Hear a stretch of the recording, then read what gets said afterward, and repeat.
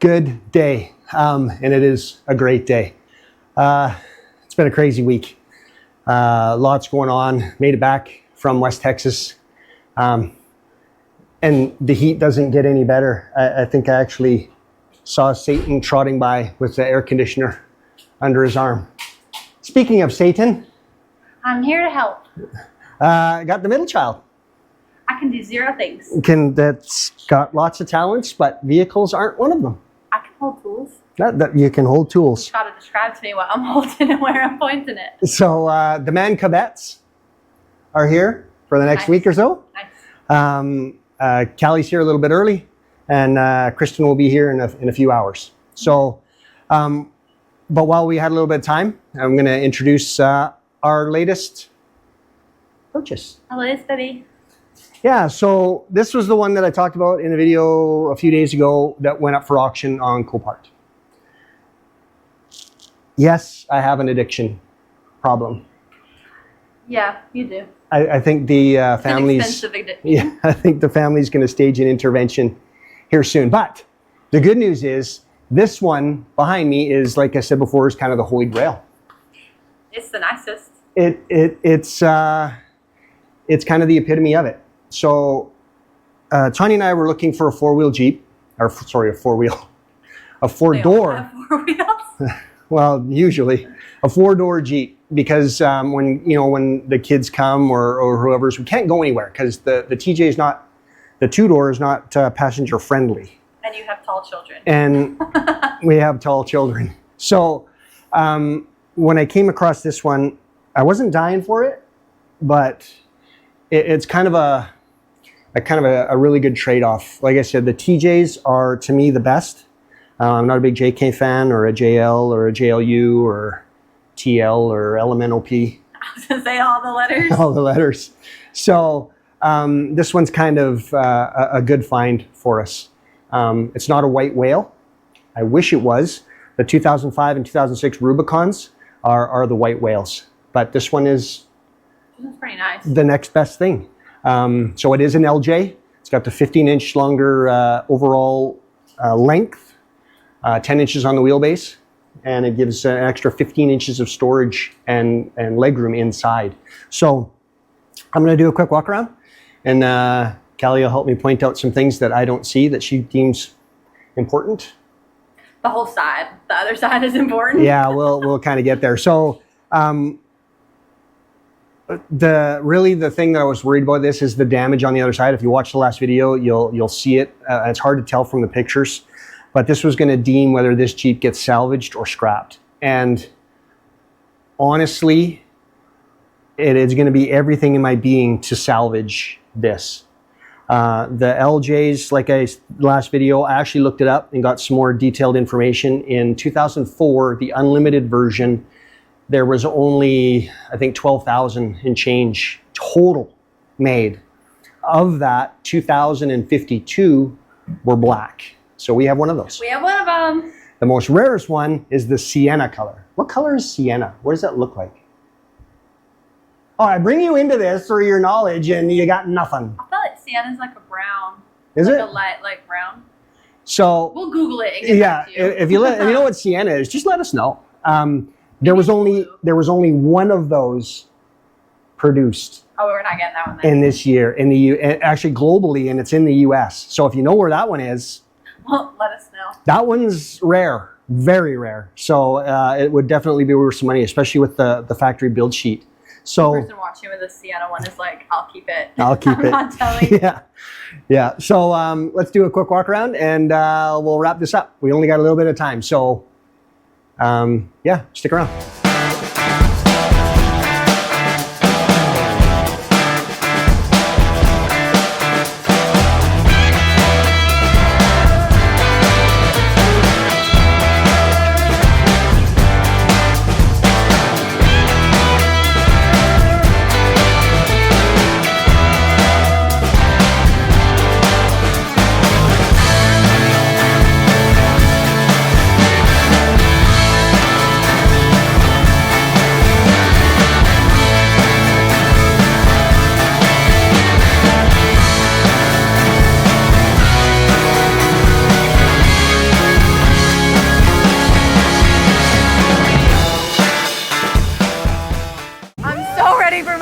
All right, let's do a quick walk around. So factory color was black, and actually the paint is in really good shape.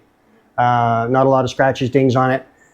The armadillo slash whatever they call this stuff, bed liner, Line X. I am a fan, but not a fan in this application. They actually Line X the entire tub and bottom section of this Jeep, and this stuff is a pain to try and get off. And it just adds a huge amount of expense because it really has to be media blasted because you can't sand it. I was gonna say we can't just pull it off, right? No. Tires, this, like I said before, this came factory with 30-inch by, what is it, 9.5 by 15s. This has got 33 by 12.5 by 20s. So they're a lot bigger. Yeah, I'm not a big fan of the wider tire. I think we'll actually go back to closer to factory on this. I'll probably do a 31-inch. Is there a spider under there? Sorry, Kelly interrupted me to tell me that there's a spider. We need to get it off. We'll, why? He's not hurting nothing. It's warm. He'll burn to death. Oh, he's fine. All right. So going through this side of the Jeep looks fantastic. It really does. Inside, so it is kind of the run-of-the-mill TJ interior. Couple big things to note are the dash.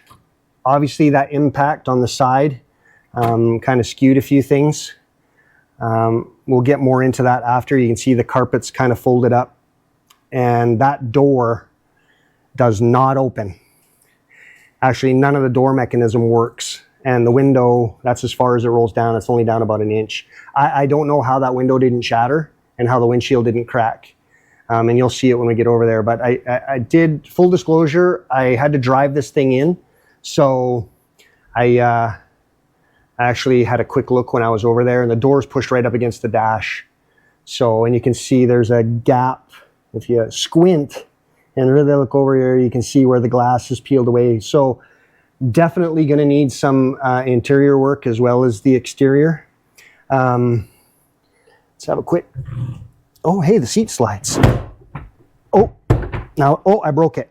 You get one slide out of that. I got one slide. You're done. Now I'm done. So if we look under the carpets, this is always the telltale for me, is pulling up the carpets, and if there's a lot of rust under here, you know, oh, what the heck?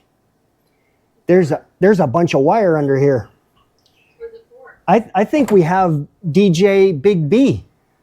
Is there like long? It looks like that's all speaker wire and RCAs and stuff. There must be an amp hidden somewhere here. There's speakers in the ceiling right here. Oh yeah, those are factory though. Oh. Just joking. So anyway, let's look in the scarf box. I really get nervous opening these up because I'm afraid something's going to jump out at me. Nothing big fancy in there. Wire hanging off the door. I don't know what that's for. Looks like speaker wire, but you don't typically put speakers in these. Okay. So interior, I mean the seats are in good shape. Obviously they need a little TLC from the cleaning department, but other than that, everything's good. So this side of the Jeep, nice and straight. Everything looks fantastic. I'm actually really excited about one side. About this side. About the passenger side. Really. So we got a full size spare, and actually that's brand new. Yeah, brand new tread. It folds down, man. It does. All right. So the back. Now again, full disclosure, Tanya and I have been in here. This was full of floor mats, and it had a bikini top of some sort back here, but it was all wet. And as soon as I opened it, when we opened up the glass, that smell hit like a freight train. Yeah, it's kind of gross. It was kind of a mix of Granny's closet with mothballs mixed with the fact that you know what that all smells like. I'm of that generation. Mixed with old wet bath towels that have been sitting for like a week. You know that smell. I do. Yeah. And don't tell the internet that. It was, I'd actually prefer to smell the rear diff fluid after 100,000 miles than what was in here. It's kind of gross. It made my eyes water. And I probably got like some sort of mold spores up my nose. So obviously mice have been in here. none jumped out of there, hey? So mice seem Don't to stress me out. There's some in there. probably. Look out! No, that's not funny. So obviously you need to get some reupholstering done, but you know, down here you can see there's mold. All the mold on it. Yeah, there's mold. So do we need to get a new one of these? Well, Are they yeah, easy to buy, or what do we need to do? they are relatively easy to find. They're just, How do we get mold off this? oh, you just pressure wash it. Oh, okay. Actually, you get to get a bucket of soapy water and one of the scrubby things that Mom makes. You mean I actually get to be helpful? Yes, maybe. Yes. Well, I don't know if we're going to get to work on this while you're here. I really don't want to be spending all our time on I'm this here while for you're it. here. Okay, so again, the armor coat on the all over. The back door's got a significant bend in it here. I don't know if you can see it. It's got a significant ding in it. Nothing, you know, that can't be straightened out. The door still kind of latches. It's a little bent.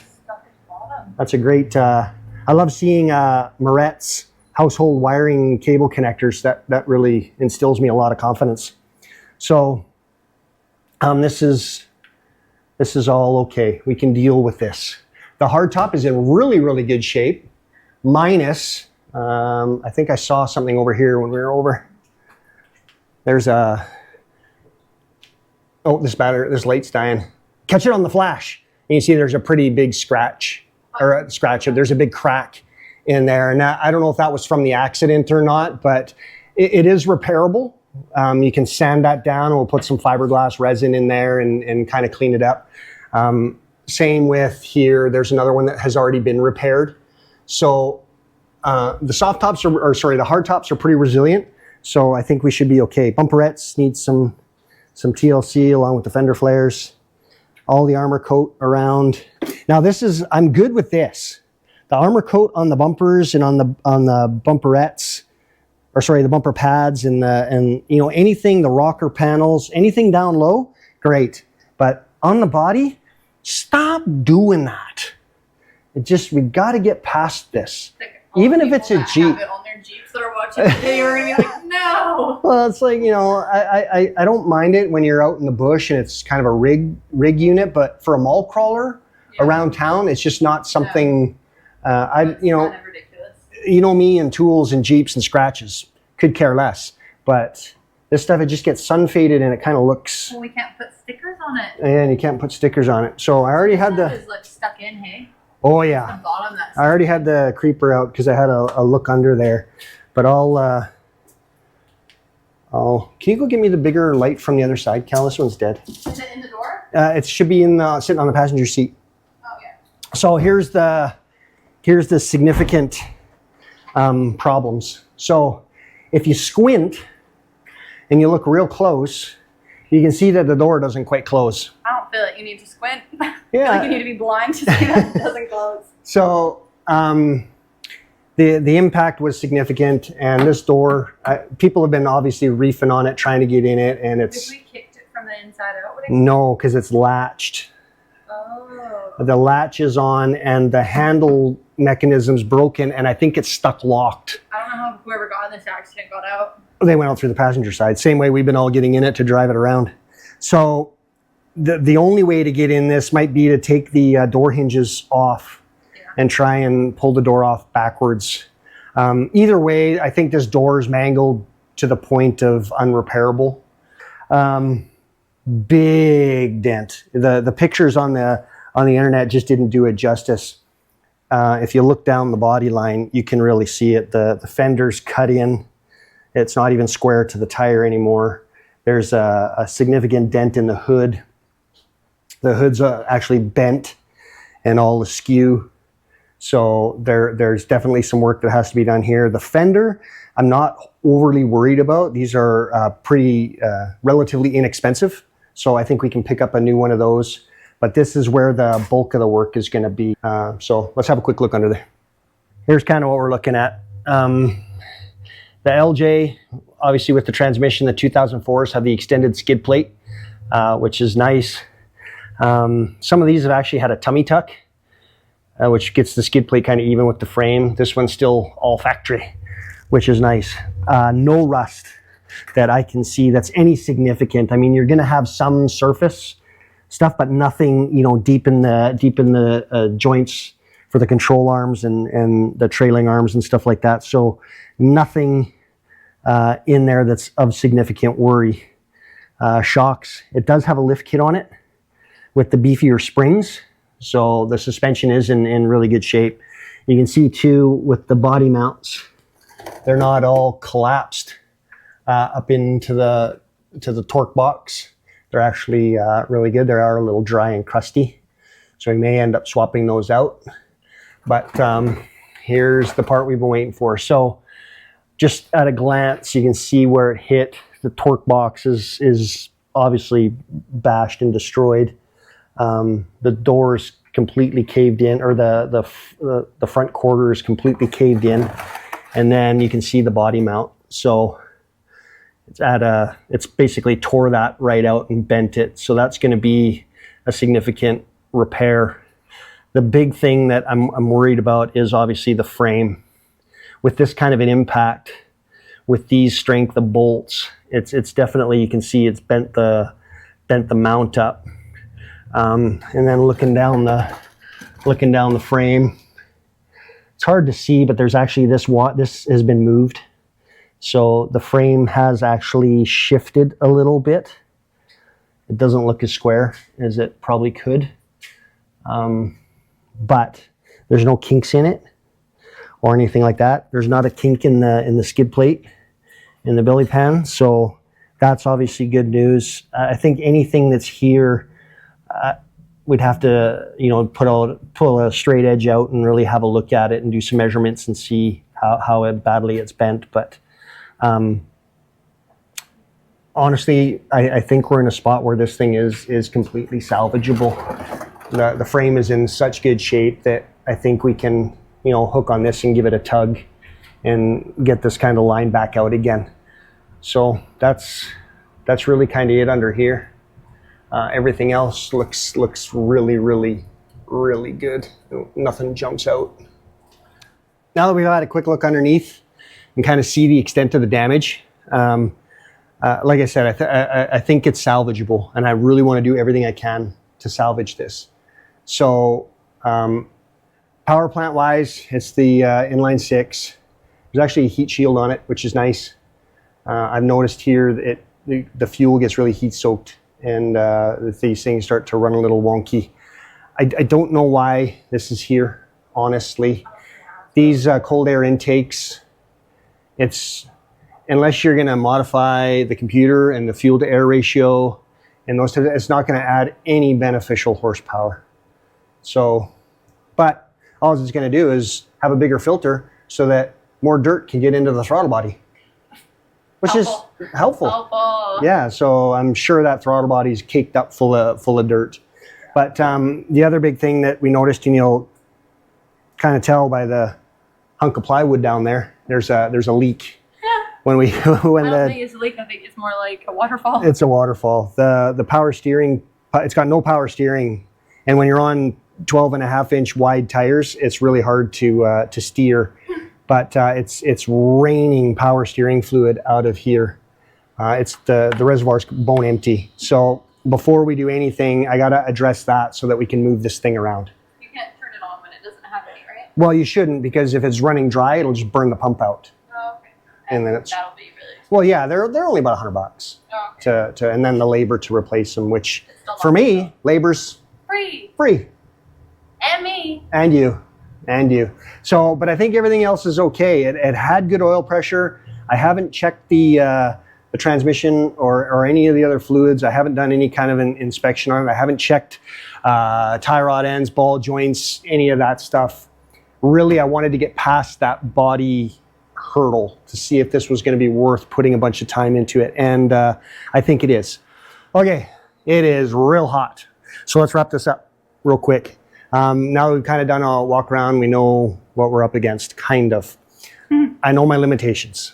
Yes. Right, so I think mechanically we're okay there. We got a power steering pump, you know, obviously ball joints, U-joints, tie rod ends, wheel bearings, all that sort of stuff. We'll figure kind of as we go. The big thing is that humongous dent on the other side, and that was kind of the make or break, and I think it's salvageable. I think so. So I'm going to have a professional look at it, because you can only do so much in a garage. And I do not have the space. I mean, I've got a winch and I got recovery stuff. I'm sure we could pull that dent out and do some kind of different things. But with the frame kind of potentially a little bit compromised, I want to have, somebody who knows what they're doing look at that. We want to make it last a long time. Exactly. I got a line on a couple good body shops here in Houston, thanks to the Houston Jeepers folks here, local Jeep community. They pointed me to a guy out in Humble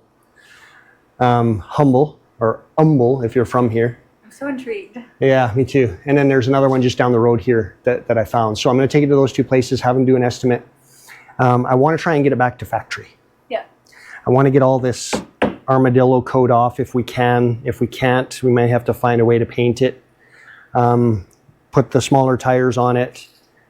I got to see what that lift is. I think I didn't check if there was a slip yoke eliminator on it or anything like that. So I'll dig into that a little bit more. But for right now, we're looking good. yes. And then with the man cabettes here, we're going to go and have a good weekend and spend a bunch of time together before they go home next week. So probably next weekend, the other half, whole, spouse, wife, we'll dig into this thing and see if it's not already at the body shop. I may take it next week. Yeah, that'd be nice. So, yeah, we'll see. See how it goes. Lots to do.